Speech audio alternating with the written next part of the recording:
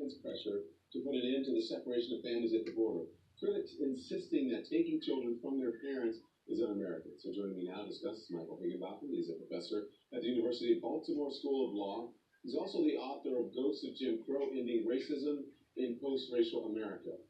Also with me, Richard Reeves, professor at the Annenberg School of Communication at the University of Southern California, who's the author of Infamy, the shocking story of the Japanese-American internment in World War II. I am so happy to have both of you gentlemen on to discuss this. So a perfect panel of experts here. So, Michael, I'll begin with you. We've been covering these stories of families being separated, some in cages. We've heard some say that this isn't who we are as Americans, but history tells a different story, doesn't it? Give us some examples. Well, it does, Don. I mean, we have a long history of racial bias in the immigration policies and practices of the country, beginning with our first Congress in 1790 that passed a law that said only whites could be naturalized citizens. And so Congress, from then on, embraced a racial hierarchy in our policies.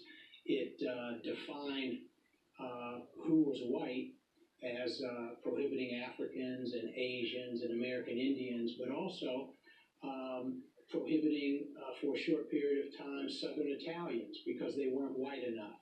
So there's this racial hierarchy that has existed in our policies and practices.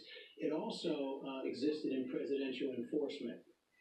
We've had President Hoover during the Depression deported over 1 million Mexicans, many of whom were American citizens. It happened again in 1954.